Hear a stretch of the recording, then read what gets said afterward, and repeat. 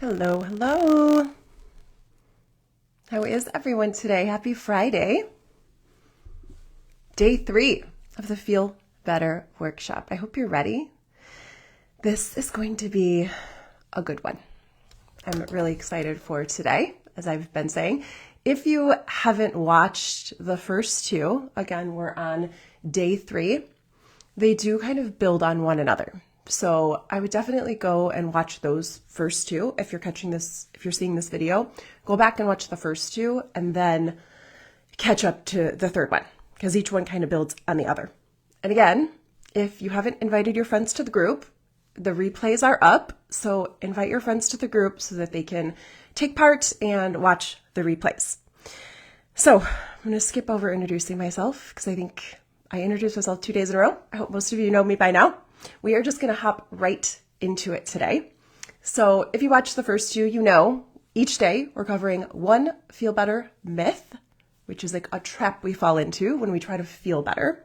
And then we're doing one skill per workshop. Okay, so today we're going to be covering the myth number 3 and skill number 3. So let's just dive right in.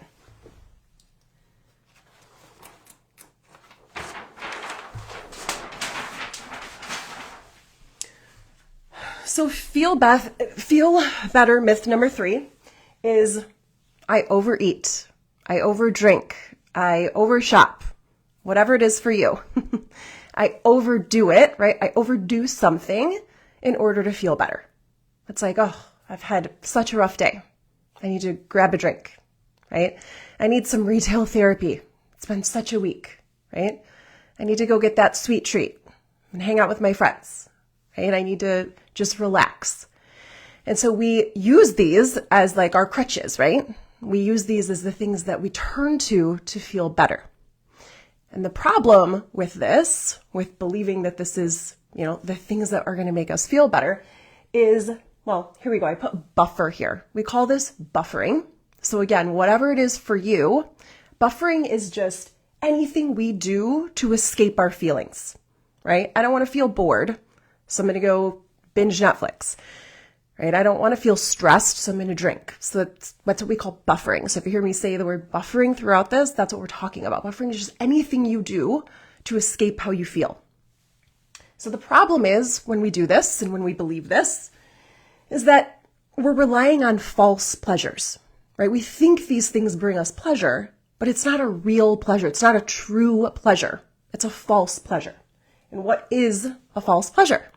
A false pleasure is anything that is weighted, right? Like it's temporary and it's weighted, meaning that there's a negative consequence on the end of that, right? It's like I feel better now, but I'm gaining weight from eating the sweets that I think is bringing me so much pleasure, right?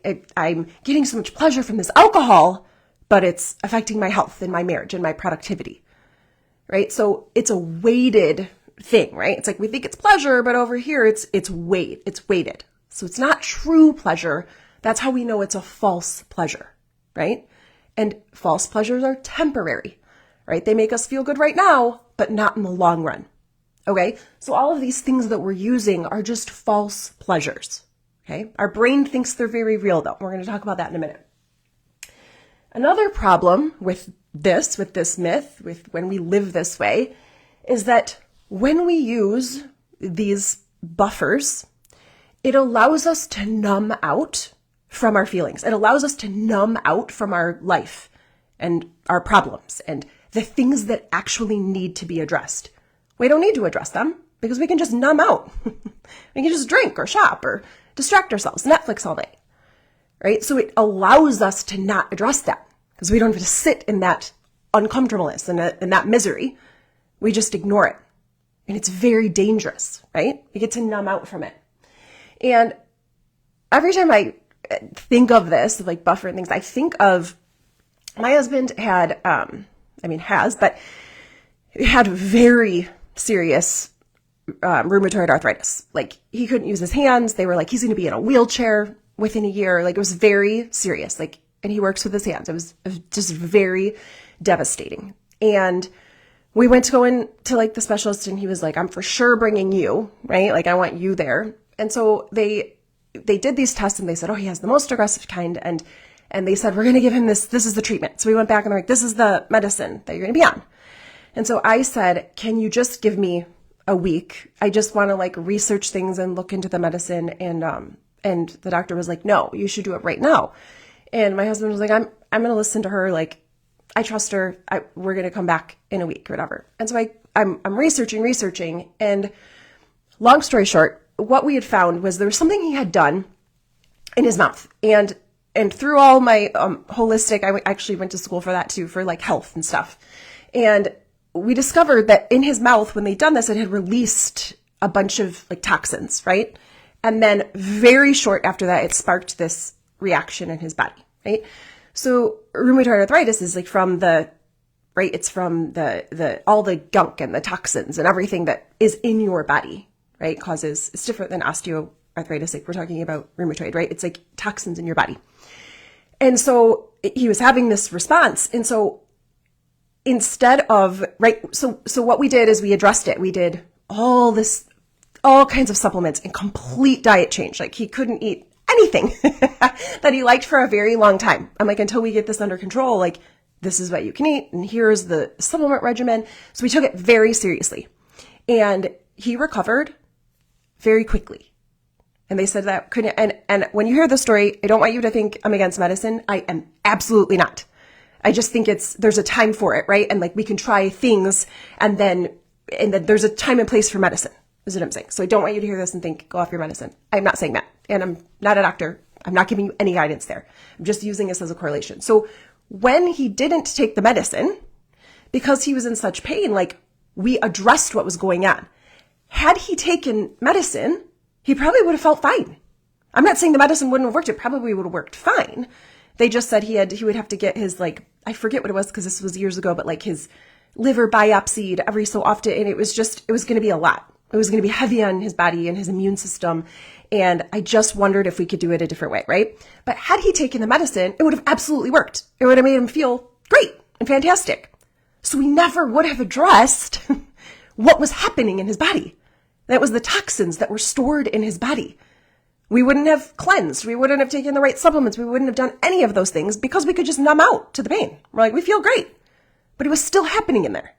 And that's what I think when I think of alcohol and all these things we use, the shopping and the porn and the gambling, like whatever it is that makes you forget your life, forget the pain and numb out to it. It's like the same thing. Like we're not forced to address it and actually do the thing that would be making our life better or our health better. Okay. So that's the problem with believing this myth and believing these false pleasures. And the cost is, when we're doing this to feel better, it affects, right, our health, our relationships, our finances, when we're shopping and drinking and buying food, right? Our health, our relationships, our finances, our confidence, our well-being. It also, we miss out on creating a life that we would love, a life that we don't need to escape from. We don't create that, right? Because we don't have to. We get to escape from it. We miss out on a life of our full potential, right? Our life's full potential, all our full potential. These things rob us of that, but we think they're bringing us pleasure. So the truth here that I want you to take from this myth is I don't need to escape. I can feel any feeling. I don't need to escape boredom. I don't need to escape stress. I am capable of carrying that emotion. I am capable of feeling any emotion. Because that's what we're doing, right? We're running from the emotion when we do this. We don't want to feel those things. We don't think we can, right? Especially in today's age, like we don't want to feel uncomfortable. None of us do. We're like people today. We don't want to feel uncomfortable when there's so many things that allow us not to. So, right? Like, but you are capable as a human being of carrying that. And we're going to talk about that. That's what we're going to talk about today. And I can create my feelings and create a life I don't need to escape from. I don't need to buffer. Okay, these are the truths. I can feel any feeling. I can create any feeling. And I can create a life I don't have to escape from. I don't have to buffer. Okay? So let's go on to, which leads us to feel better skill number 3.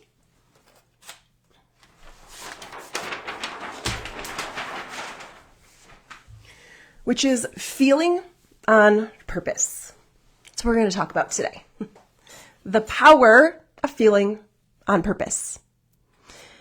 And I truly believe that our feelings are one of the most important things to focus on in our life. They're one of the most powerful things driving our life, hands down. Your feelings are driving everything. Whether you know it or not, that's what's happening. Like you're being pushed by your feelings, like towards your feelings, away from your feelings. That's literally driving your life, okay? Everything, and I touched on this in the first one, I just said it was foundational information we were going to use throughout this.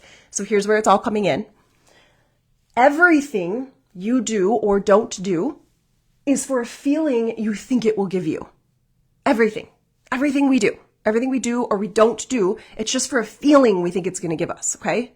So, we want, we want the new partner because we think that's going to bring us happiness. Or we're pushing for, that new partner because of the way we think we'll feel. We want that weight because we think when we get there, we're going to feel, sexy and confident, right? We want the bigger house. We think we're going to feel important and established, right? And people are going to look up to us.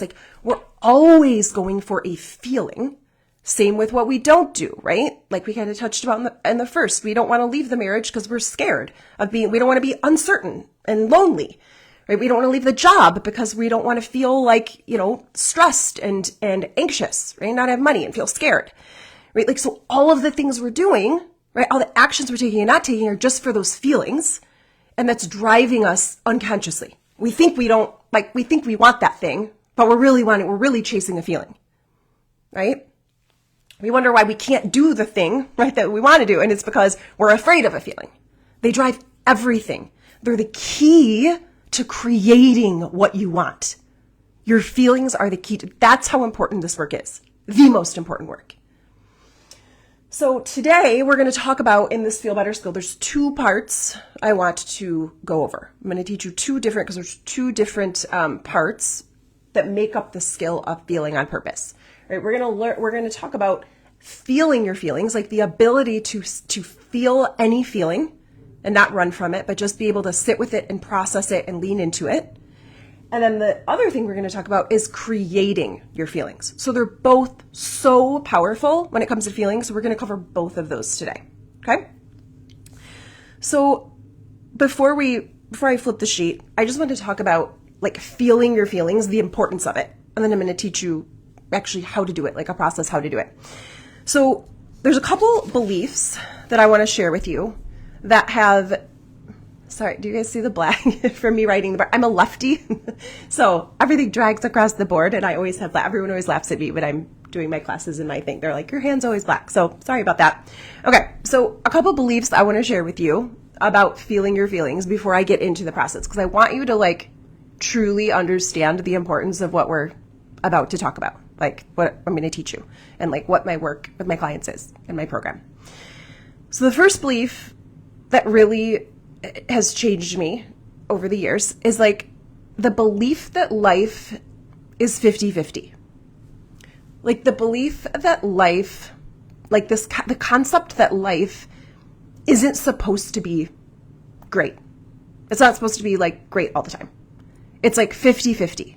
50% of the time, I'm going to feel like shit. There's going to be bad things going around me, bad things, feeling hard things. I shouldn't say bad. There's no bad, good, but things that feel hard in my life. There's going to be things that are hard. There's going to be, things that happen with friends getting hurt or moving away or kids doing something they shouldn't or illnesses or whatever it is. Things going on in the world, whatever. Life is 50-50. And it doesn't feel good to feel like life should always be good. And I remember hearing this and I was like, that's not true.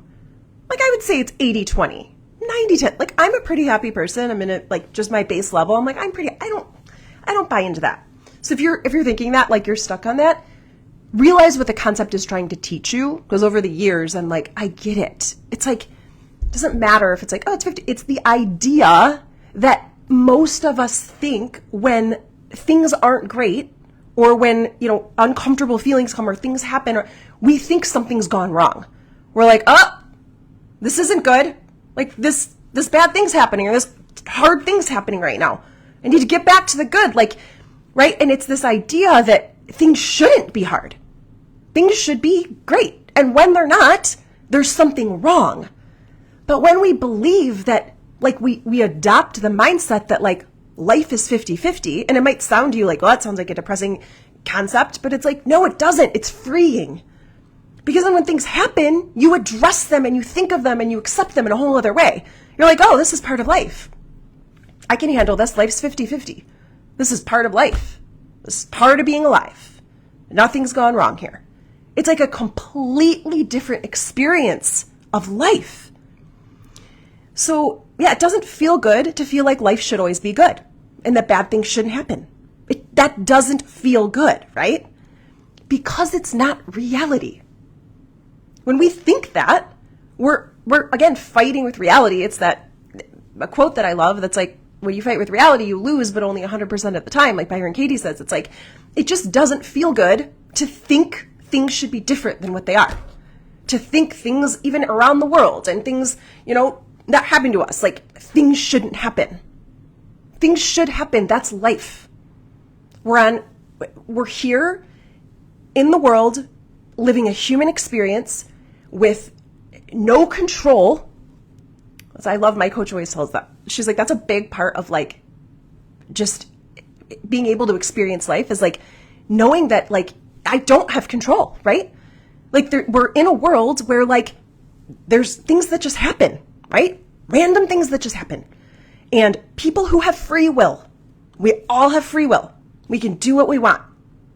That's the world that we live in. That's the reality of it. So when we think that bad things shouldn't happen, we're fighting with the reality of the world that we live in. It's just not the case. So life is 50-50 is a concept. And again, I've pondered on this, turned my wheels on it for years now, but it's that belief will set you free when it comes to feeling better. Okay? Nothing's gone wrong.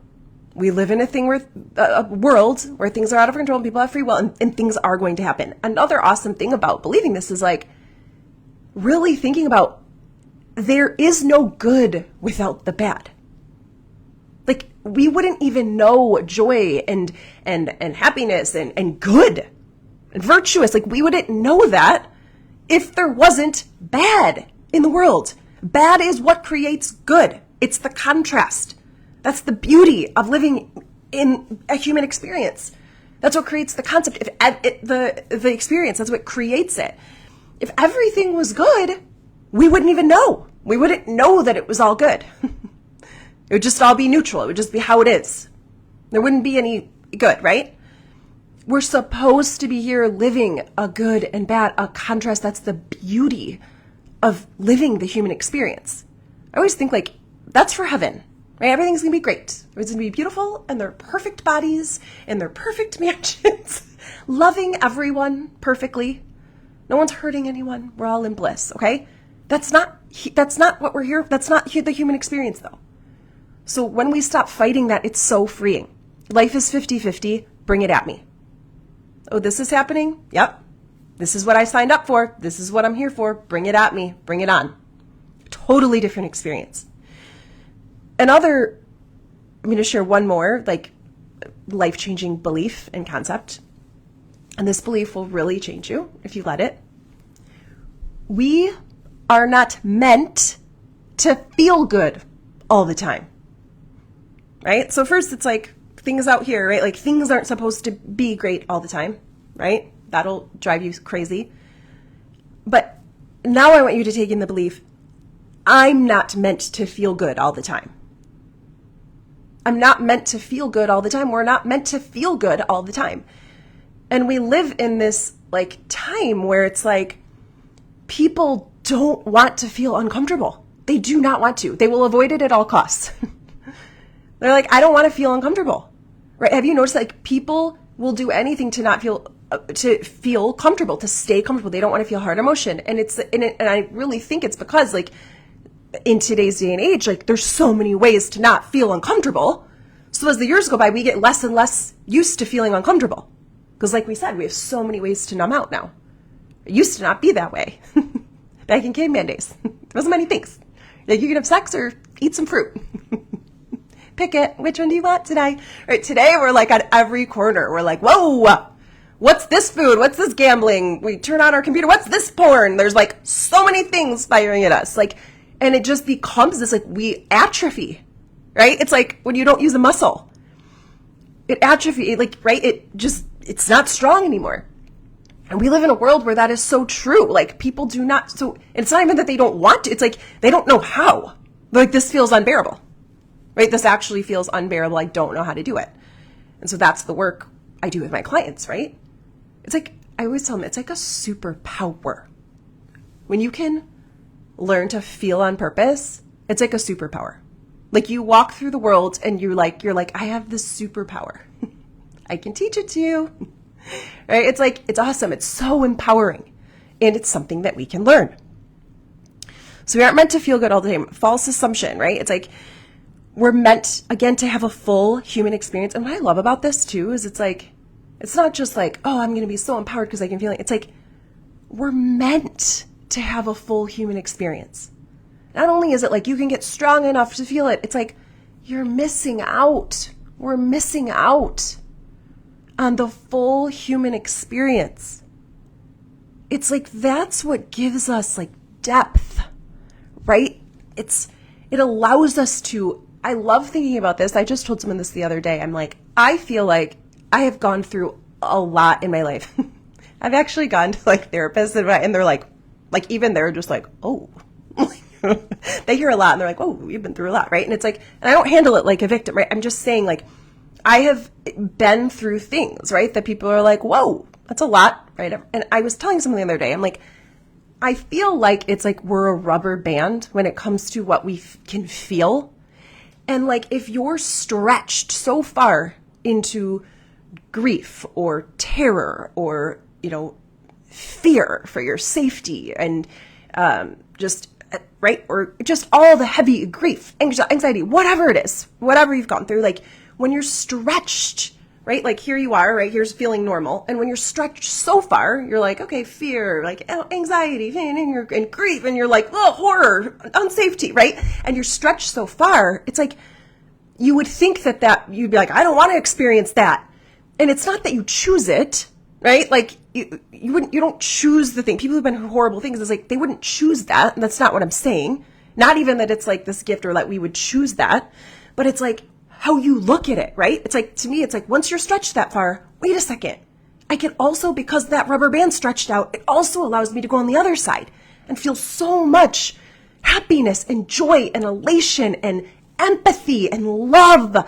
And like the way I can help my clients even, and it's like even my clients, when I gone through even harder things, like, oh my God, it's the best coaching I've ever had, right? Because it's like, it has nothing to do with me. It has to do with that, right? That depth, that stretch out, that ability to go deeper, that ability to have someone come to you with something and have you not be jarred by it. Or it's like, I can hold this with you.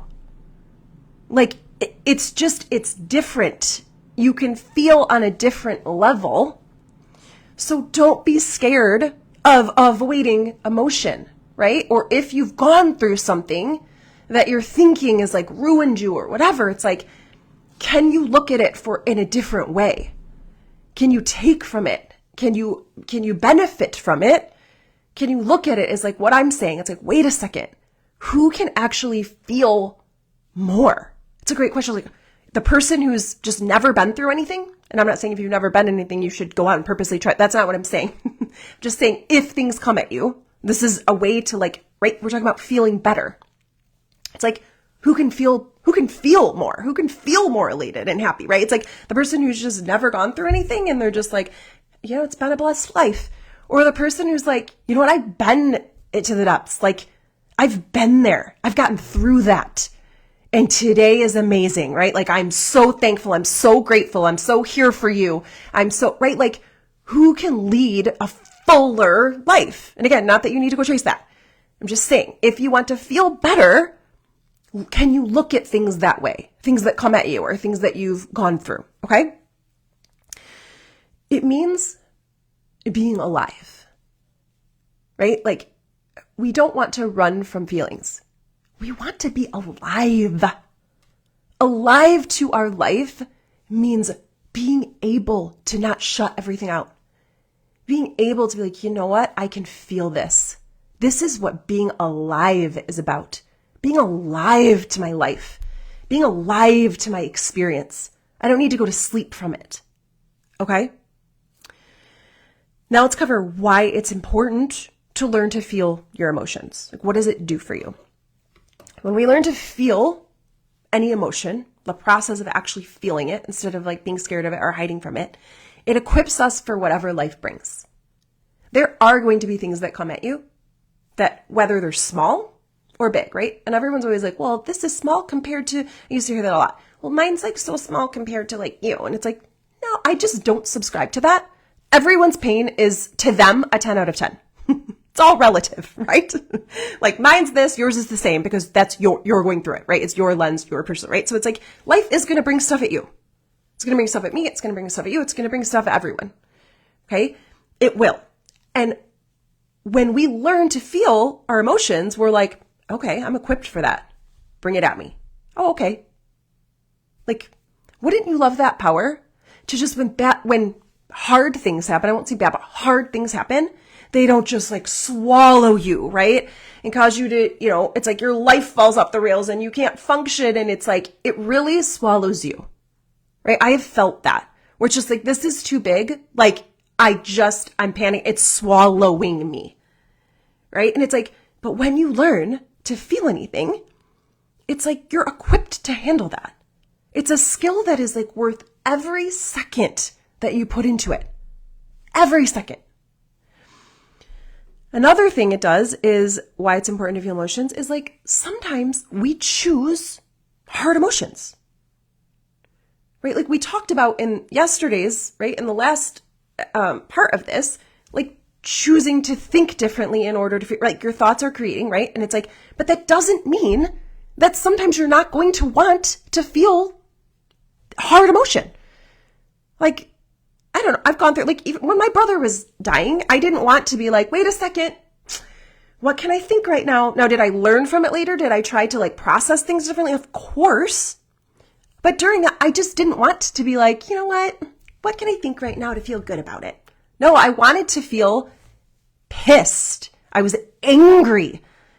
Like, I was like, I remember just saying, it was 8 years of that. And I remember through the years just going, my life is being robbed from like our life, like my life, my happiness, like, because it's all I could think about. It's like I wanted to be with him and like, but the suffering was terrible. And it was just like, I couldn't focus and I had a baby to take care of. And it was like, I remember not being able to get out of bed and my chest would hurt. Like it was like physical. And it was just like, my life's being like robbed. And then every day it's like, what's happening? It's this. And it's just like, I didn't want to feel good about that. I didn't want to feel happy about it.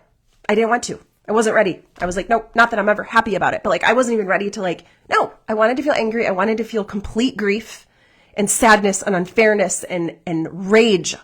I wanted to feel that for that situation. And like, sometimes you're going to feel the same way. You're going to be like, I don't want to, or I'm not ready. I don't want to, or I'm not ready. There you go. Right? Like sometimes you're going to choose it and sometimes you're just literally not going to be ready to let it go. And in that, we need the skill to feel it. Because if we're not ready, or if we choose that, we need to be able to hold that in a way that's responsible and in a way that's like not crippling to us. Right? That's actually how I got into the work, was when I was going through really hard things. It's like, it was unbearable. So I didn't have the tools. It made me seek them out. And since then I've faced other things, right? And it's like, and I'm so thankful that I have taken the years and the time to learn these tools because they're invaluable. It's this that changes your life. So again, sometimes we choose hard emotions. It's not, so don't get confused from the previous episodes. I really wanted to make sure you understood that as like, we're not talking about positive poly right now. We're not talking about, I'm just talking about the last things, like the power of knowing where your feelings is coming from is from what you're thinking and your perspective, right? But that doesn't mean that we're always going to choose different. Sometimes we're not going to want to, and sometimes we're not going to be ready to. So that's where feeling, the next step is like feeling your emotions comes in. The next thing, why it's so important, is we create a bigger life because we can take action that feels uncomfortable.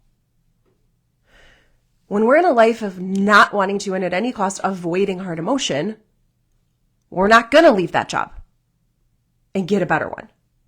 We're not going to leave that relationship and, see what we're made of and that relationship that's not serving us. We're not going to leave it and grow, right?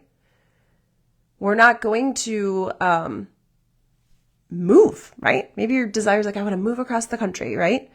But you're like, oh, that sounds so stressful. And what if I don't meet friends and I'm scared? And like, you don't want to feel all those feelings. So it's like, you're not going to do that dream. You're not going to take that action. When we can lean into feeling uncomfortable and we're not scared of any emotion, we just can feel any emotion. We're like, I'm a human that can feel anything. It's not going to kill me. It's just a vibration in my body. I can feel it. And that's the currency of creating a bit like PS. Uncomfortable emotions. The currency of creating a bigger life, right?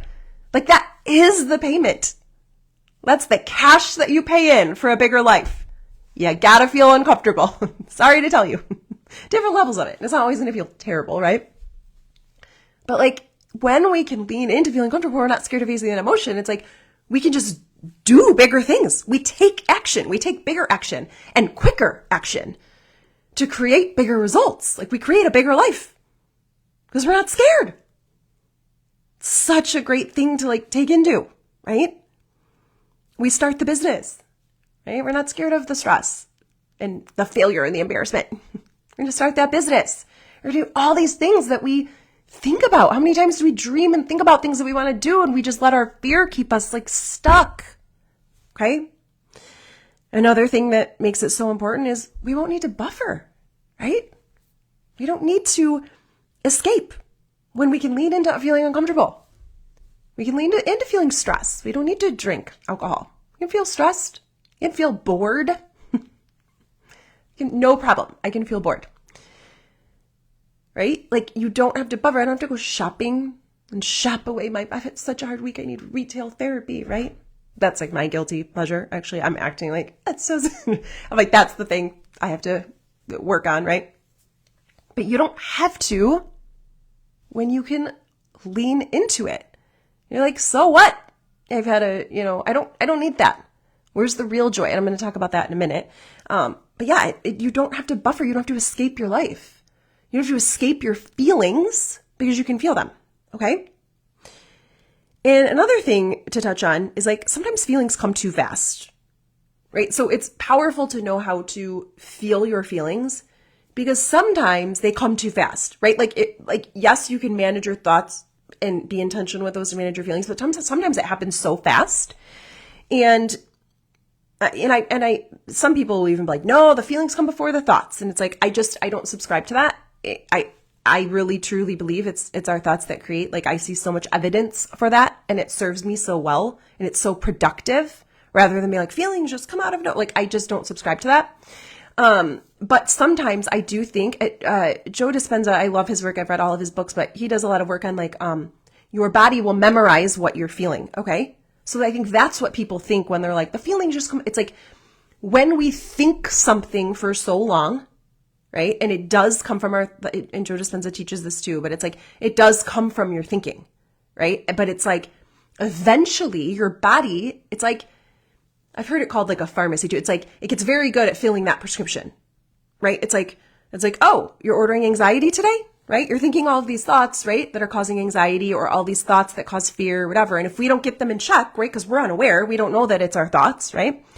And then it's like all of a sudden we wake up in the morning and we're like, no, I just feel so anxious. As soon as I open my eyes, I feel anxious, right? It's like where your body actually memorizes your feelings, which is so fascinating. So it's like we actually get used to feeling a certain way. So our body actually goes to work to like make sure you're feeling that way. It's like, this is where we're comfortable. We're really comfortable feeling anxiety all day. It's like people who go back to their abusers, right? It's like clearly not good for you, but your body is so used to that that's where it feels safe. That's where it feels comfortable. So it wants to go back to that, even though it's terrible. So same thing with that. It's like, so sometimes our feelings just come so fast, like our bodies just memorize it. You open your eyes and you're like, yep, I'm anxious. I'm anxious today. Like, I'm not even thinking things, but I'm anxious. It's like, yeah, your body's memorized that. So it's so useful to, while you're working on changing your beliefs, changing at the core, to be able to just process those emotions, to be able to feel them. Okay. And another thing is why it's important to learn is like, we aren't numbing out. So we have that energy and that focus to put into creating a life we don't need to escape from. Right? So good. Because we're not numbing out, because we're feeling our emotions, it's like, now what? Right? I have all this extra energy and focus to put into creating a life that I don't even need to escape from anymore. And I love thinking too, like, feeling your feelings really allows you to slow down and react intentionally. When you can feel something, you're not just snapping at people and reacting in ways you don't want to. It really allows you to like slow down and feel an emotion and then react intentionally. Okay. So now we're going to move on to the process. Okay. I was just going through why it's important. We're going to go through the process.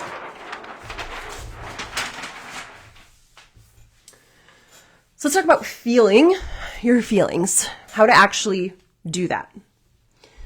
So when it comes to feeling your feelings, like when it comes to when it comes to just feelings coming at you, like in your body, there's 4 basic ways that I see that we can process them, that we can, right, respond to our emotions.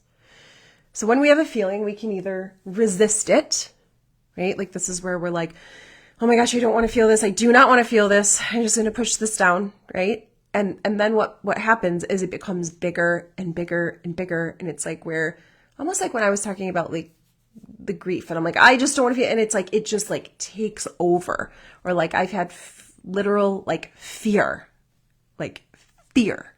for my safety and for my, right? And it's like, it just like, it's so overwhelming. It'll just take you over. It's like when we just want to resist it, like we don't want to feel this. It's too much. And I've heard, Brooke Castillo talk about it too. It's like your feeling is next to you. It's like a ball, like a bouncy ball in a pool. And it's like when you resist it, you're like trying to push it underwater, like just go away, go away, go away. And then what happens? It pops up and it hits you in the face and it's way more powerful, right? So that's like what resisting is. I think of like, I don't know if people watching this, you've had kids or whatever as a woman, but it's like, and this is different because this is a sensation, not a feeling. But like, I remember I have I have one son, one daughter, and my daughter was just this like peaceful, really long, extended, beautiful. And then when my son came, it was like, you guys, we didn't even make it to the hospital hardly. Like it was like we were on the side of the road. We like got there, I got in and they're like, no, you're having him right now. Like it was so terrible. It was like, I was legit, like passing out, like blacking out, no medicine, no nothing. It was so fast. And I didn't know this, but they're like, yeah, like think of the pain that you have. If it's extended, it's like spread out, right? Like your pain's spread out through, 9 beautiful hours or whatever it is, right? Not beautiful. It can still be beautiful, but it's like spread out. It's not as like intense, right?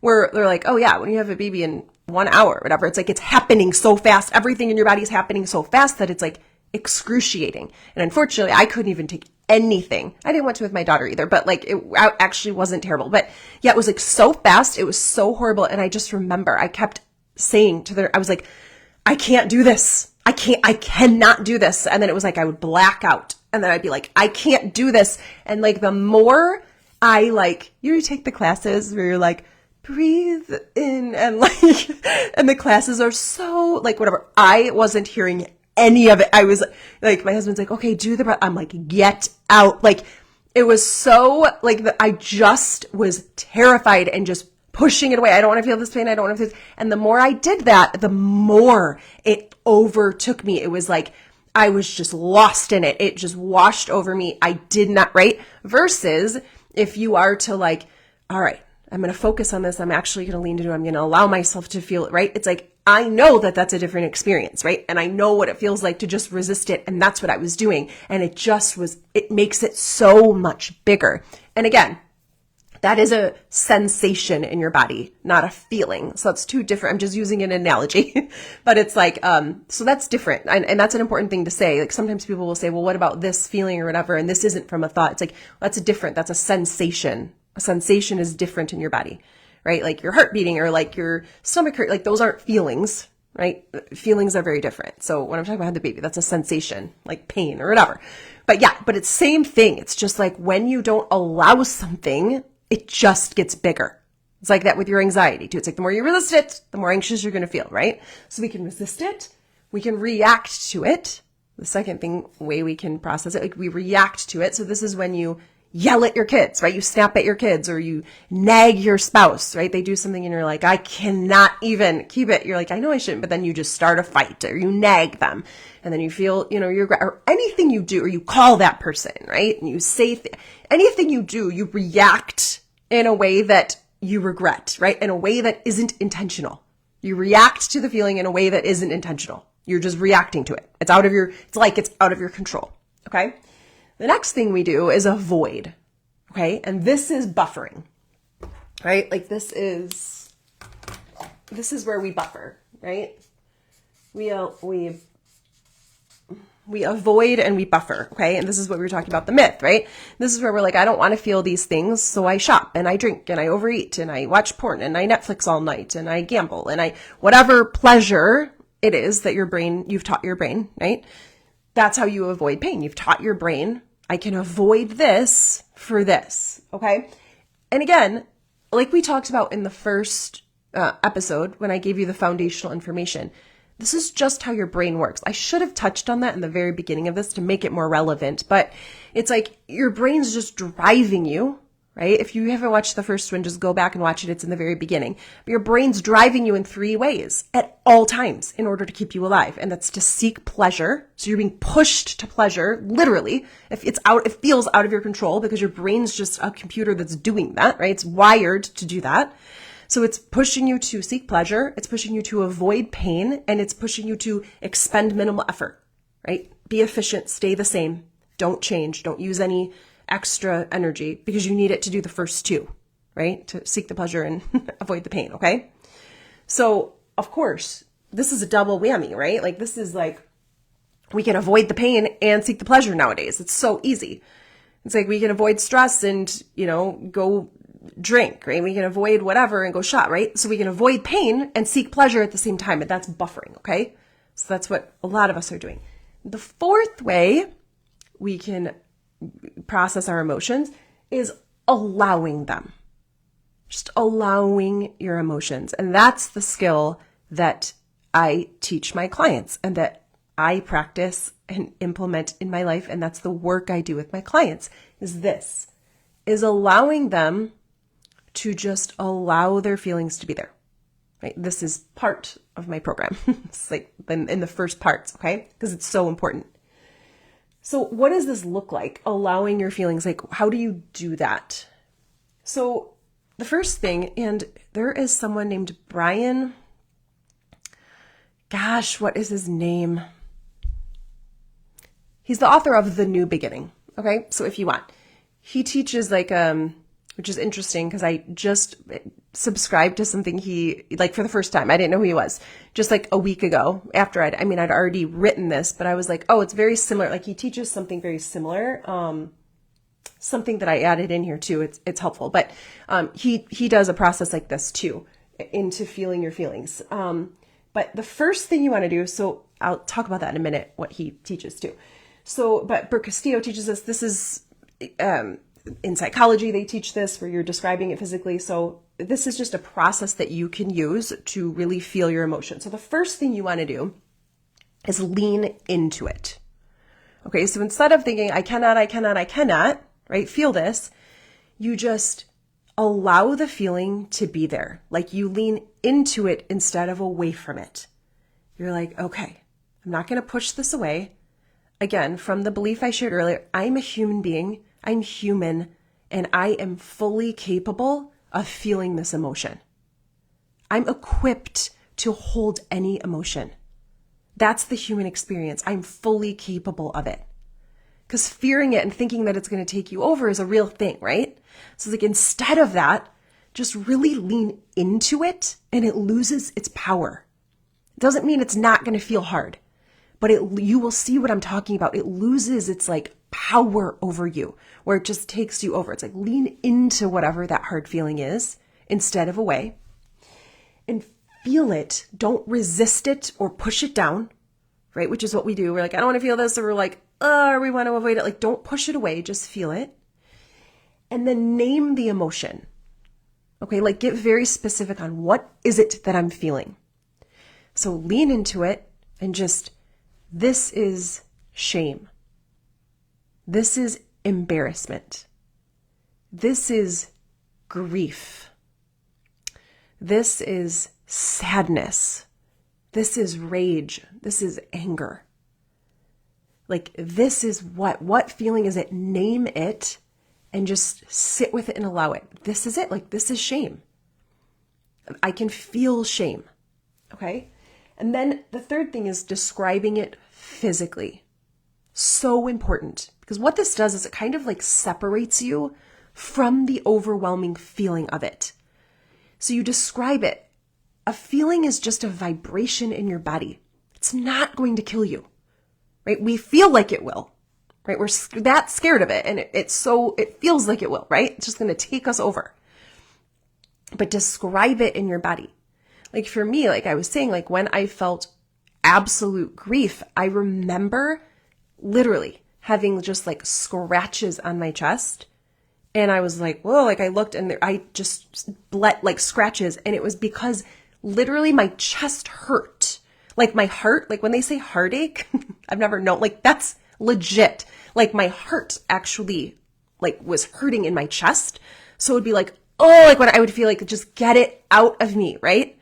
So it's like describing it physically, like I feel it in my chest, right? I feel it in my chest, right? You might be like, I feel it in my throat. I feel it in my stomach. It's like a tightening in my chest. It's like a tightening in my shoulders. Like explain what it feels like, what that feeling feels like. This is shame, and it feels like a warm rush coming in my body or whatever it is, okay? But describing it separates you from it. And it shows you like, I'm capable of feeling this warm rush that's coming through my body. I'm capable of feeling this sinking feeling in my stomach. I'm capable of feeling this like tightness in my throat or do you see what I'm saying? It takes the power out of it because you're physically describing it. And then you're like, okay, I can feel that. Instead of this overwhelming, I cannot feel anxiety. I cannot feel fear. I cannot feel, lonely or scared or whatever it is. So describe it physically. And then the fourth step is to breathe into it. And this is where I was talking about I'm so bad at that. I remember the things I learned, but I'm like, where was that? What book was it? What was the title? Who was the author? Not good at that, like the details. So anyway, The New Beginning. Yeah, he talks about this also, breathing into it, but he talks about doing it into the location, which is the part I was like, oh, it's interesting. Okay.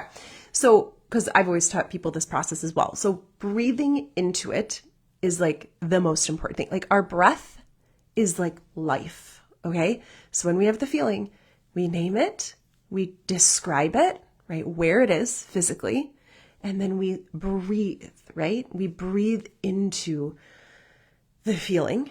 And like he says, if it's in your throat, picture like breathing into your throat. Okay. If it's your stomach, like picture sending the energy to where you're feeling that in your body, right? We're breathing into that emotion, right? We're allowing it to be there. And what you want to do is like, and I could do a whole session on just breathing, but like keeping your mouth shut while you breathe in and like doing it from your diaphragm. So when you breathe in, I'm trying to do this as quickly as possible. When you breathe in, your stomach should go out, which can feel foreign, right? It should. And then when you breathe out, it goes in. it almost feels counterintuitive, okay? But that's how you're getting your full breath in. And you want to keep your mouth, because the energy comes up, it doesn't escape, right? It goes past your mouth. And then like as you're breathing in, and then breathe it out through your mouth. And breathe out the feeling. If you want, breathe out the sadness, breathe out the situation, like whatever it is, but just go through that process, right? Lean into it. Lean into the feeling instead of fighting it. Name it. Describe it physically. Breathe into it, right? And do that for like 2 minutes, right? Breathe in, breathe out. Breathe in like a circle, imagine, right? You can either go 4 and count it, 4, 4, 4, right? Or imagine a box. You can do it 4, 4, 4, like just keep repeating it, circular, okay? They used to teach us a 5, 5, 7 breath. There's so many different variations. I used to be like, I'm going to do 8 and do them really slow, 8, 8, like whatever works for you, just feel it out. But counting and doing that is very powerful. And then the 5th thing I have there is like, once you've done that and you're kind of like calmed down from that, do a brain dump, do a thought download and just write down, check in with what you're thinking at that moment. And sometimes like just seeing that is liberating as well. I mean, you can go through that process I taught you, questioning your thoughts and deciding if you're right. But again, sometimes your feelings happen so fast that you don't have time to think and do all that work. So the power I'm teaching you is in this exercise of just learning to feel that. And then we can like, because sometimes the feeling feels like it's coming faster than the thought. So get that skill of feeling that and then work on the thought. Okay. So let's go on to, and here's before we go on to creating your feelings, I'm going to teach you a quick exercise there. Because remember, we're doing feeling your feelings, right? Being able to feel any feeling, but then also taking the next step and being able to create feelings. So powerful. So because we're talking about avoiding and buffering and false pleasures, right? I want you to workshop this specifically. I want you to just ask yourself, what are my false pleasures? What are my crutches? What are the things I go to escape how I feel? Okay. And write down all of it. Like we're all different, right? Like I said, I might like shop or something, right? I'm not really into food, not really into drinking, but like I would say shopping would be like one of my things, right? So we're all different. Or like maybe it's like porn, maybe it's gambling, maybe it's like, right? There's different levels. Like what are your false pleasures? Your way of seeking pleasure and escaping pain. And then I want you to think of what are your real pleasures? Like what are the things that actually do bring you pleasure? Like true pleasure, not false pleasure, not something that, again, that's weighted on the other side, right? Like I want to shop, but that's taking money out of my bank account, right? People want to eat, but I just saw balloons come up for some reason. I don't know if you guys saw that. Weird. Okay. It's like you want to gamble, but that's costing you your finances, right? You want to Netflix all day. It's costing you your productivity, right? So those are false pleasures. But what are your real pleasures? That actually, now, because the brain is seeking false pleasure, it's like pleasure, pleasure, pleasure. It's pushing you to those. And because it's like, alcohol is going to trump like healthy berries all day, right? Right? So it's like, of course our brain's like, oh my God, get that. Go for that. That is way better, right? It's like we could, move our body. It's like, or we could like do heroin, right? It's like once your body realizes that, it's like, oh my gosh, right? And that's why people get in so much trouble once they introduce those things into their life, right? Because your brain's like, oh, forget this pleasure. I'm all that exists. What are we doing over here? Eating berries and exercising. Okay. So I want you to realize that once you introduce those things, you're just showing your brain like, so of course it's driving you towards that. But our brain also, it gets pleasure from real things, right? And once we stop showing it that, like, because it's going to be like, no way, I don't want to do this. I want to do that. I know that's over here. Don't hide it from me. But eventually your brain finds pleasure in the real pleasures because we're not giving it that as an option. It's like, I love using this example, but it's like when we will like fast, when I'll do like not a fast, but like a cleanse or like, where it's like I can only drink broth and eat, sunflower seeds or whatever. And like, by day 3, it's like at first I'm like, ugh, like I have to drink this broth again. Like what in the world? Like all I want is, to go and eat some, I don't really like bad food, but just saying, if you're like, oh my God, all I want is a brownie, right?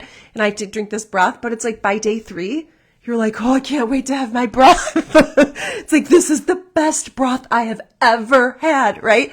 Because why? Because your brain is like, okay, that pleasure's off the table. It's not an option, right? I can't have brownies this week or whatever. And so it's like, all right, it adjusts and it's like, all right, I'm going to get my dopamine. I'm going to get my pleasure from this. So you can get real pleasure. Like your brain can start driving you towards that. It's just what we've trained our brain to see as pleasure, right? What we're offering it. It's like, oh yeah, I'll take that all day, right? I'll take the alcohol over that all day, right? But it's like when we focus, we will get true pleasure. So what are your false pleasures? Then I want you to think of your real pleasures. This can be things like connection, right? Connection with someone brings us dopamine, right? When we're talking with someone, we're looking at them and we're connecting with them. That's a form of dopamine. Healthy food, right? Again, our brain was driving us to hunt and forage, right? We got dopamine from food, from eating, meat and fruit and whatever. So healthy food is going to give you dopamine as well. Sex is a great way for pleasure and dopamine, right? Warmth is another form of dopamine. Taking a hot bath, sleeping, resting, dopamine. Reading a book, exercising, moving your body, huge source of feeling better. Watching a show, right? That's not always, if you're not abusing it and watching all day and it's like, I look at it this way. If you're in bed and you're watching something and you're like, oh, I should have done X, Y, Z, maybe not real pleasure, right? But if you're like, I've done everything I wanted today and like, I'm going to watch this show, like that's a form of dopamine, right? As long as it's not, again, weighted on the other side. Nature, great way to get real pleasure. Taking a walk, a hobby that you love, learning a skill. Our brain loves that. It gets dopamine from learning something. I would say for me, that is my number one source of dopamine. Like if it's like there's one thing I want to do, I'm like, ooh, what can I learn today? I'm such a nerd. I'm like, what book can I read? And not even like for fun books, but like to learn. I'm just like, ooh, I want to like get my coffee or tea and like read my book or watch one of my trainings, right? Like this kind of thing. Like I'm all about this. But learning a skill, right? Listening to music, such a pleasure. Achievement. Our brain gets such dopamine, like such that rush from achievement. When you achieve something, those are true pleasures. Dancing, right? So great. Moving your body and dancing, so good. Writing, walking a pet, spending time with your pet. So I want you to make a menu. Just ask yourself, workshop it. What are my false pleasures that I'm using and abusing, right? And then what are true things that give me pleasure? Just so that you have something to like really see, these are my options, right? When I want to escape boredom, I don't have to shop online, right? I can read a book. I can go for a walk. I can play with my kids. I can, like, just having a menu. I know it sounds so simple, but it's such a powerful tool. So I teach my clients, it's like called an energizing activity menu, but just something really useful for you while we're on this topic. So workshop that. So now we're just going to move on to the process of creating your feelings, okay?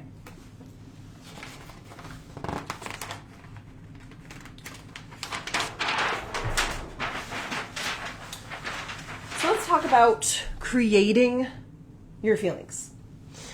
And like we talked about, like, why is this so important? Because feelings are the fuel for everything that we do. Right? They're literally the fuel. That's why I teach my clients. It's like they're the fuel for the actions you want to take. Okay? That's why it's so important to be able to create, right? Your feelings. It's so important to be able to feel feelings, and it's so important to be able to create them. It's like we're a superpower of our feelings, okay? When we can master both of these things. I mean, I say master, but we're always learning. We're never there. We're never a master, okay? So feelings are literally the fuel for everything we do. So why would we not want to learn the skill of creating emotion, right? Because we can fuel any of the things we want to do, right? Like we talked about. If we want to leave that job, right? We can fuel that with confidence, right? And then we leave that job and go find a better one. We can fuel ourselves to want to work out, right? People sit and they're like, well, I just don't feel like it. not motivated. I don't feel motivated. It's like, you don't wait to feel like it. You don't wait to feel motivation or wait to feel like it. You create that. That's within our control. That's our power to create how we want to feel.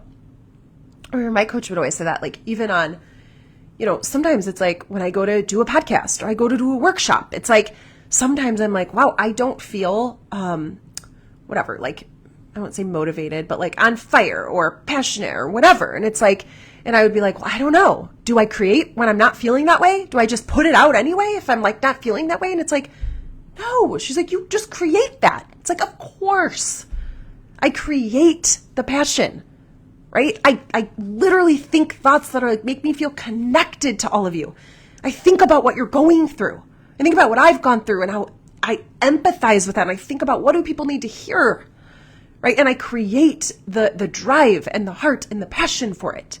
Like legit, the last 3 days, I'm like, I felt so on fire with just like just energy coming through me from doing these workshops. Like I feel so energized by it, right? So it's like, we don't wait to feel that. We create it and then we go out and do it. Okay? So, why is it so important? Again, right? Feelings, but then it's like, what does it give us? We can feel how we want to feel, right? Kind of like we talked about in the last one. Like we can feel when we create our own feelings, we can feel how we want to feel no matter what. No matter what's going on around us, we're like, no, I'm not ordering stress today. I was like, why are you ordering stress? Don't order that. Right? Why are you creating that? Like, no, I'm not feeling that today. I'm ordering peace and contentment, right? Like we can feel however we want to feel. We can wake up and be like, you know what? I want to feel confident today. And I get to order whatever I want. I always say, it's like, we're going to talk about that. Like feelings are like ordering off of a menu. Like imagine that you have a menu and you open it up and you're like, I can order whatever emotion I want, whatever feeling I want today. What do I want to feel today? What would fuel my how do I want to feel? Order that. Don't order anxiety. Don't order stress. Not saying that if you have like a clinical anxiety or depression, like I'm talking to the people that are just stuck, right? Not feeling how they want to feel and not knowing why, okay? So order what you want to feel. You can feel however you want. And then the other thing it does for us is we can create what we want. We can create the goal, the result that we want, because we can create the feeling that fuels it, right? So powerful. Like we can create the results of the better relationship, right? We can create the result of losing weight because we know so if I need to feel motivated, if I need to feel committed to losing weight, like I can create that so that I can stick to losing weight, right? If I want to feel patient and connected or whatever it is, right?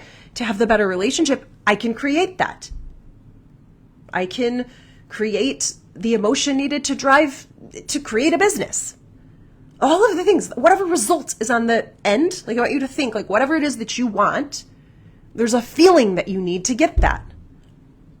Like what if you had the power to create that feeling that would drive the action to create your result? It's an unbelievable superpower. It will change your life. So how to do this, right? Like that's why it's important. This is what it gives you. Feel however you want to feel, right? And create what you want, the results that you want in your life. How do we do it? So number one, I put a feelings menu. Just the perspective, like just thinking of it like that. Like, wait a second. If I had a menu, would I be ordering rage right now?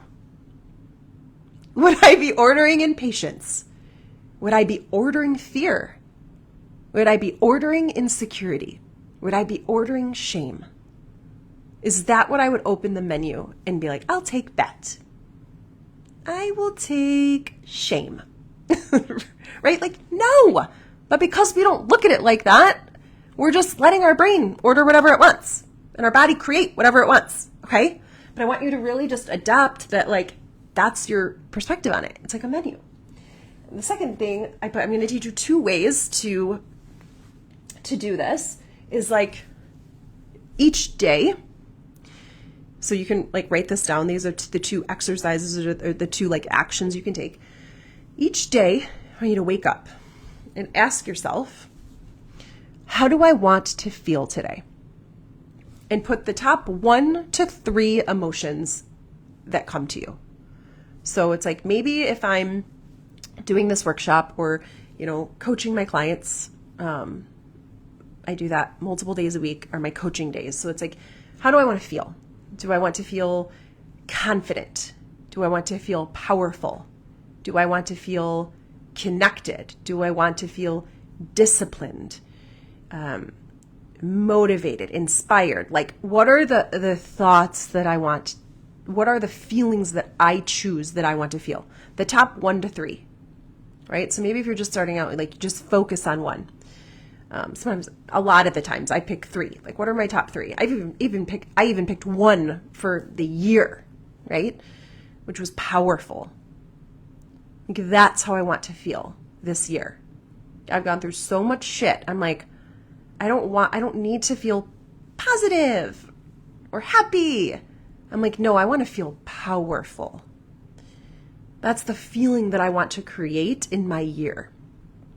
So I keep going back to that over and over. Am I thinking the things that are making me feel powerful? Am I stepping into that? Right? So each day you can just wake up and say, what are the 1 to 3 emotions that I want to feel? And then ask yourself, what thoughts would create that? What thoughts would create that feeling that I want to have? Okay? So say it's, I'm doing this off the top of my head. Say it's disciplined, whatever. Say you're like, I really want to get XYZ done. I really want to feel disciplined today. What are the thoughts that would make you feel disciplined, right? I'm someone who does what I say I'm going to do. I show up for myself. This is important to me. I've got my back, right? Like, right? Like, everything I do today is for the result that I want. I'm just doing this off the top of my head, right? But maybe it's patient. Maybe you want to feel patient with your partner. You don't want to nag them and rag on them. So like, I want to feel patient today. So it's like, maybe you wake up and you're like, what thoughts are going to make me feel that way? I'm going to write down all the things I'm grateful for. 5 things I'm just super grateful for my partner, right? I'm going to think thoughts about the good things about them. I really love this. I really love this, right? Like thinking thoughts that are going to create patience, right? Thoughts that are going to create discipline, thoughts that are going to create motivation, thoughts that are going to create powerful. What are the thoughts that will create that? And then practice those throughout the day. Just practice saying, I would say picking even like 1 to 3 emotions, but just like 1 to 3 thoughts. Even 1. I love simplicity and just like focus and constraint. Pick 1 emotion and 1 thought and just pound that thought away all day. Something that really creates that, right? Really powerful. You really feel it. Okay. So that's one way to create your feeling, right? Think intentionally about, how do I want to feel today? Name that emotion. What are the thoughts that would make me feel that? And then practice those, thinking those. Another thing you can do is use your feelings as fuels for a goal. So this is where you take out a piece of paper and write and it's kind of like working the model backwards, right? So we have thought, feeling, action, result. So it's kind of like, I don't know if you can see that, but it put whatever the result is that you want. Okay. So losing weight, getting a new job, leaving the relationship, whatever it is, right? And put your result in here and then think of what are the actions that you would take to get that result. And then ask yourself, what feelings would I need to drive that? What feelings would I need in order to drive that? Like, I know what I have to do, right? What feelings would drive that powerfully to get to that result? And then again, what thoughts would create that? And you can actually use your feelings as fuel, right?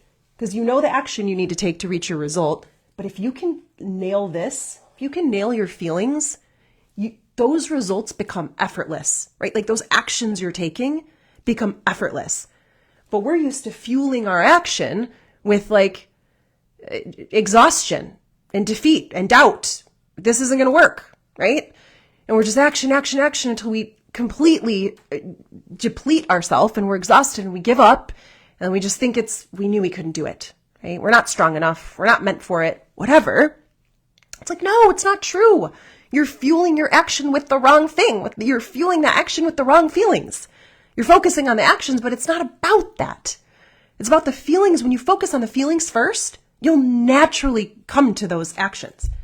Like you'll just naturally. It's such a great example too. It's like I had worked on my business, right? And it's like, I was so like, what actions do I take? Tell me exactly what to do. What actions do I take? And when I stumbled on this work, like I had a coach who just taught, she's like, I'm not telling you what to do. You can do anything. Just like losing weight, there's a million things that are going to work. You want to find a partner? There's a million ways that'll work. I could tell you to go to a coffee shop, go to a bar, be on this app, ask people to recommend people. Like there's so many ways that it will work. There's so many ways to lose weight. There's this diet, that diet, whatever. So many ways to make more money. There isn't the way, right? So when you focus on the feeling, right? She's like, what feeling would you need to have in order to figure those actions out? And when my brain shifted, and now from here, I mean, this is years of doing this work, but it's like, now it's like, it's how I approach everything, every result. I'm not caught up on what the perfect action is, because it doesn't matter what the action is if the feeling that's driving it isn't effective. Nothing's going to work. Another thing to think about is like, I could take the same action with a different feeling and have totally different results too. Right? Because the feeling is what's driving it. The feeling is what's powerful. The feeling is what's creating that result. Meaning I could do the same workshop, or I could go on the same date. I do this with my client all the time. I'm like, well, what were your feeling? Like, what energy did you put out? Where's your feeling going into this date? But we're like, oh, it's the date. The date didn't go well. It's like, well, what feeling were you feeling? And I was feeling like insecure and worried, and I'm going to be rejected. It's like, okay, well, that's going to create a very different date, right? Same action. You went on the date, or same thing. I'm saying the same words and doing the same workshop. But my feeling is uninspired, bored, impatient, whatever it is. I wish I was doing this, whatever. It's like the action isn't going to be, I could take the same action, but it's going to create a very different result. Okay? So it's so powerful to think like it's not about the action. The actions will come naturally too when you push the feeling. It's like when I started working on the feeling, okay, I really want to be connected to my people. I really want to, I really, like at my core, I've known since I was young that like I wanted to be a counselor. That's what I went to school for. I was like, I'm going for psychology. Like I knew from when I was so young, I would always have people say, I can't believe I told you all of that. Or I can't believe, you've been the person I've told all of my deepest things to, and you just held it. It's like, I've always known that is my gift, is like giving people space and comfort and safety to just bring it all to me, in a space where it's like, you're going to feel safe and not judged. And it's like, we can bounce ideas of each other and sound like bigger thoughts, and like, my mind just works in this way that I'm like, I know it's different, right? And I know it's valuable. And it's like this, I've always known since I was young that that's what I wanted to do, right? But it's like, until you work on the feeling of it, right? It's like the action. What do I do to create this like coaching business, right? It's like action. It's like, no, it's about focusing on the feeling, about like wanting to connect with people, empathizing with them, caring about them so much. And then all of a sudden the ideas just come to you. The actions are just like, oh yeah, I'll do this. There's a million things I can do. Or before, it's like, what are the actions I should, what's the right action? It's like, no, just like the diet, like there's a million of them. There's a million ways to grow a business, a million ways to lose weight, a million ways to find a partner, a million ways to find a new job, a million ways to like make money. There's so many things. They're all going to work if your feeling is driving it. And when you're feeling the right way, those ideas, those actions just become effortless versus fighting your feeling until you exhaust yourself and give up, and then it doesn't work, and then you think it's because you're not made for it or the action you took was wrong.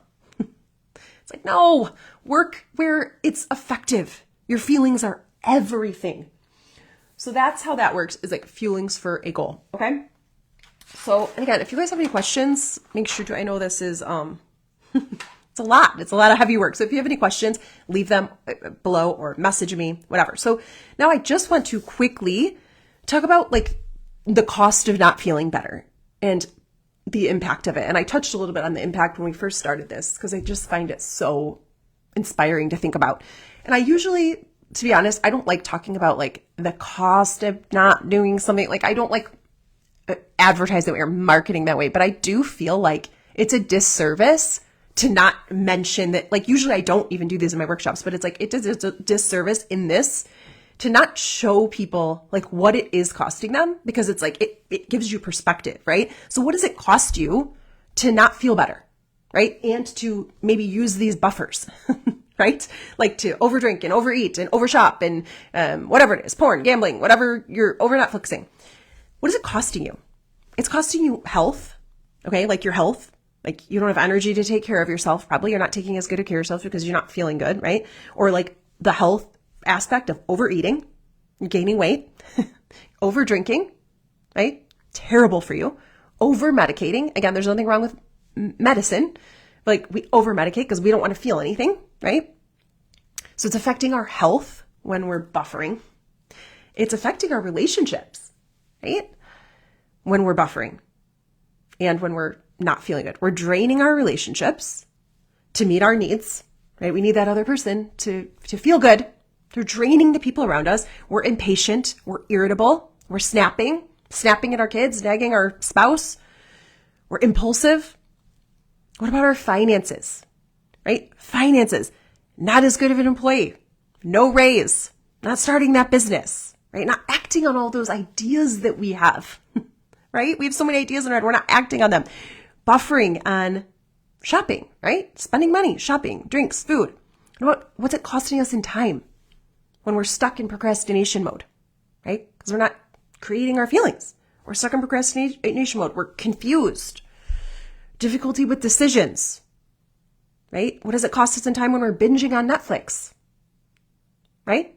We're wasting our life away, buffering, binging Netflix, drinking, the time that takes. Oh my gosh.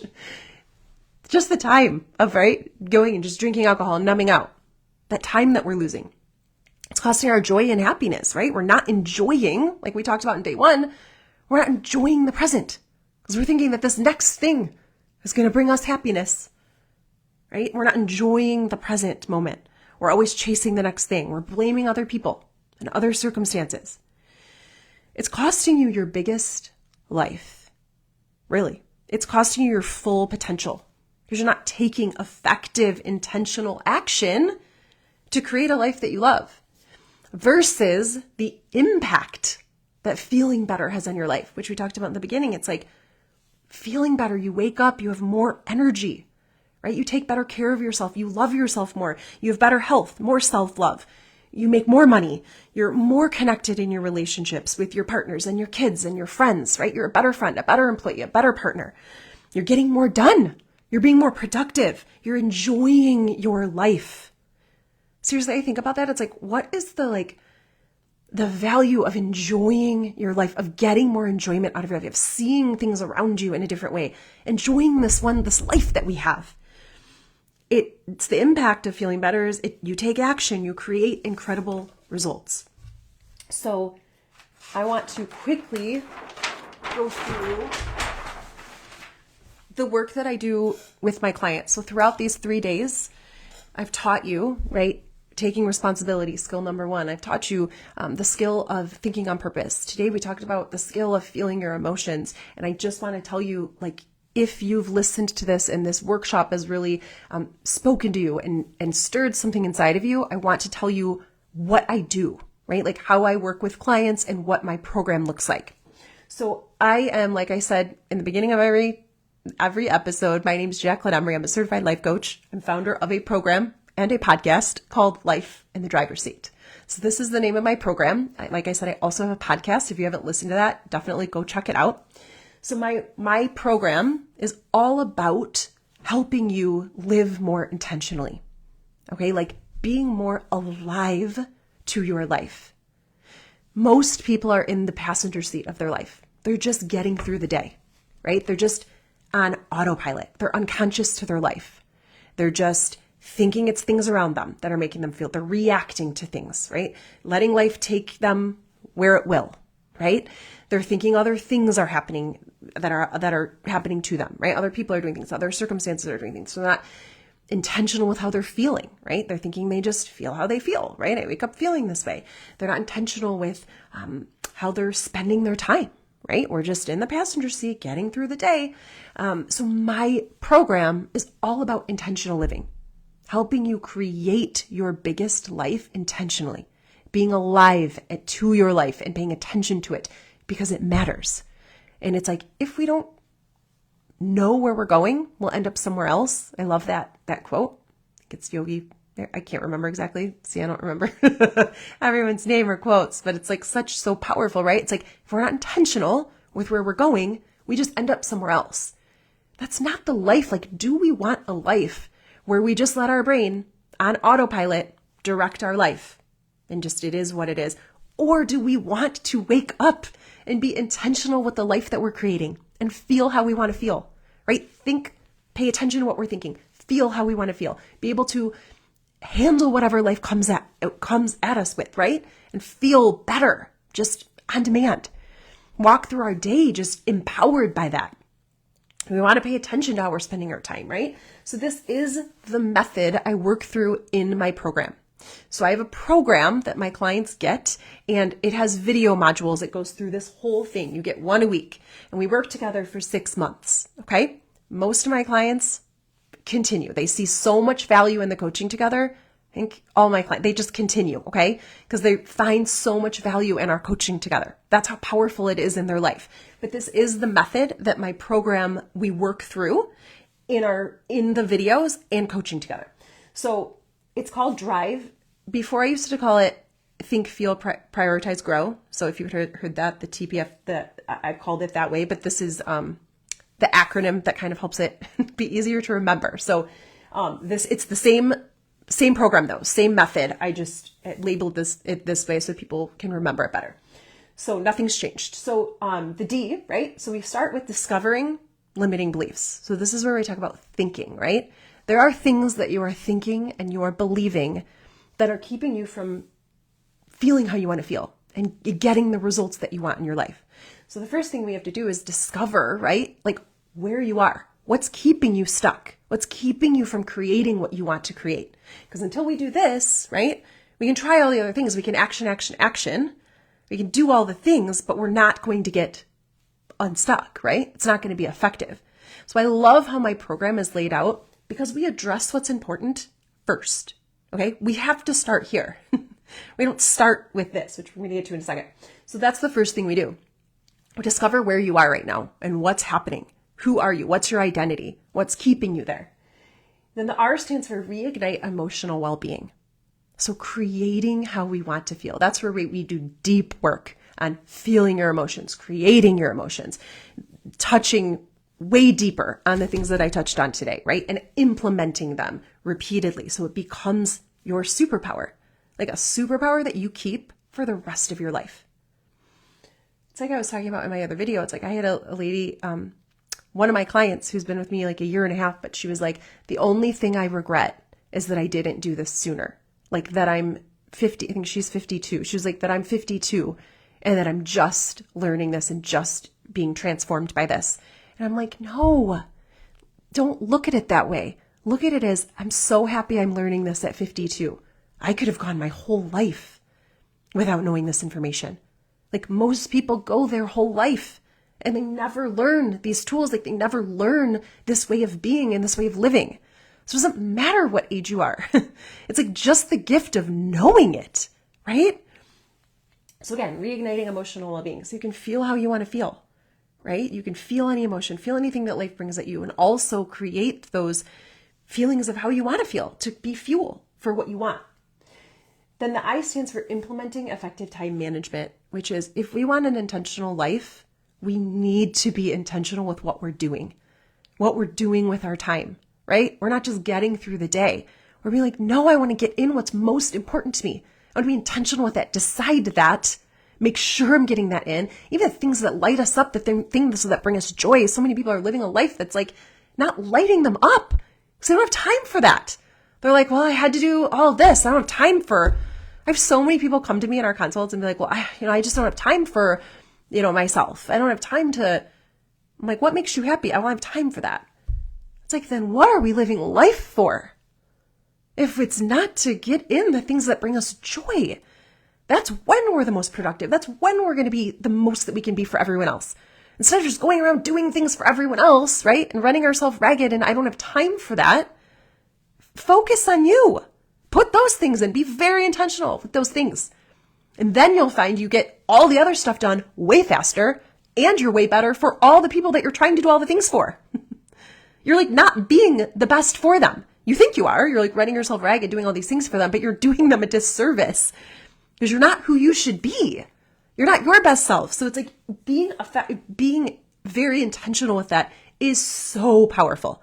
I teach an entire method, like an entire time, I don't want to say time management system because it makes it sound so boring, but like a life on purpose is what I call life on purpose system where you're living on purpose. You're getting all those things in that matter. You're living the life that you want to lead intentionally, deciding that.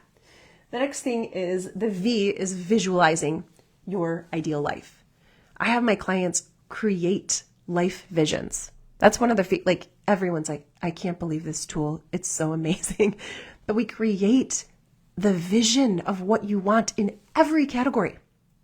So again, it's not about not wanting goals and not wanting things to change in your life. But up here, it's like, we have to do this first.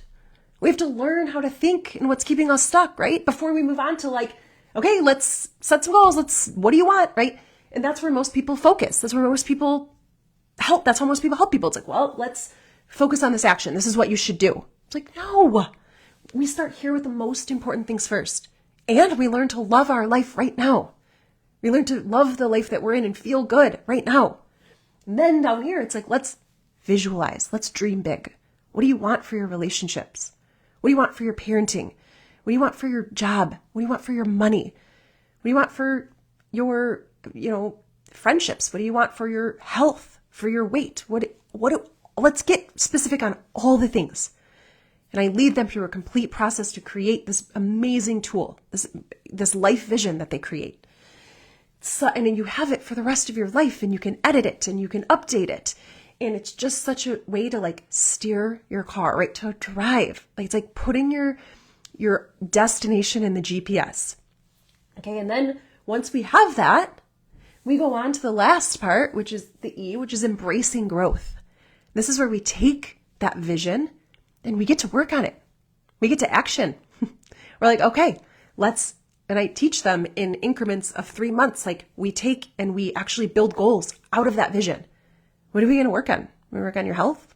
Let's do it. You want to lose weight? Do you want to have more energy? What do you want to work on? Your relationships? Let's do it. And this system we can plug, I teach them a process. It's called Life on Purpose process, or we call it the Life in the Driver's Seat process now. I teach them a process that they can enter any goal into, whether it's, again, your weight, your relationships, your money, your job, your happiness. Even some people just come to me to feel better. They're like, I feel like shit. I have gone through a divorce. Some of my favorite clients are people who've been in transitions. I've gone through a divorce, right? I've gone through this. I'm hurting, right? I've helped people with estranged families. A beautiful client, estranged family, I'm hurting. I'm hurting and I want to feel better. Can you help me with that? Absolutely. Even if your only goal is I want to feel better, right? I can help you with that. But even if it's your health or your relationships, whatever, people come to me for everything. I have a client for hoarding. Anything. We can put anything into the system and it works. I've proven it. Put people through it all. So down here, it's like, yeah, we take it in increments, right? And we break it down. We're like, all right, we're going to break this down into actionable goals. And then each week they come, we have actions, right? We workshop, we talk about the deep things we're talking about, right? Did you do your actions this week? How was it? What happened? How did you feel? Right? What do we need to work through? How do we evaluate? What worked? What didn't? What do we want to do differently? Why aren't you showing up for yourself? How does it feel to show up for yourself? All the things. We go deep. They bring things that happen during their week. This is what's happening to me. I'm struggling. Let's talk about that. Let's coach on that. These are the things we do every single week together. And what happens is when you come week for week, something shifts, right? Something changes, because when we're alone, we do it alone. And this is me too. I will never be without a coach.